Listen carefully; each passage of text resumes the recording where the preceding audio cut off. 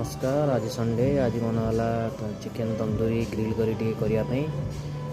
पूरा chicken दीटा leg piece आनचु पूरा marinate कर पूरा रखाई पूरा मसला फसला दिखाई पूरा रेडी अच्छी देखिपुंट कि पूरा मसला फसला दिखाई पूरा रेडी अच्छी आम ग्रिल करवा पूर्व देखीदे कि आम पूरा आउ टे मसला फसला दे पूरा टिके आउ टे गोलेदवा आउ मसला फसला दे पूरा पूरा टेस्ट लगे पूरा मसला फसला देके बस ग्रिल प्रीहीट हो गला। प्रीहीट पे कि आम कन्वेक्शन में बसैकी 180 टेम्परेचर आम प्रीहीट करदेलु माइक्रोवेवन को। ये आम माइक्रोवेवन खोलिया खोलिकी भितर जो अच्छी ग्रिलिंग ट्रे ताको आम बाहर बुआ कर आम पीस दीटा अच्छी लेग पीस ग्रिल करने आम रेडी कर रेडी कर रखा रखा सुंदर लगुच के मसला मसला दे रेडी कष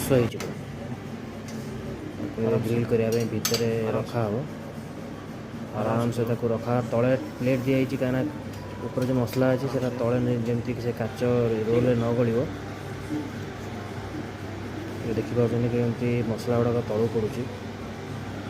ये न पड़ापी मझे ट्रे गोटे थोड़ी दीचु पूरा रेडी है ग्रिल आम डो देदवा। ये आम चूज करवा ग्रिलिंग ग्रिल ऑप्शन चूज करवा तापर टाइम दबा 40 मिनिट्स टाइम दबा जो कि आमर ग्रिलिंग ऊपर माने ऊपर पट ग्रिलिंग हम 20 मिनिट्स आउ पुणी 20 मिनिट्स पर स्टॉप करिकी आउ थे पुणी नेक्स्ट 20 मिनिट्स आउ थे तल पटू पुणी गरम करवा मागुची 40 मिनिट्स देली जो कि 20 minutes up side and 20 minute down side. Way start Maria देखिए ग्रिलिंग स्टार्ट हो गला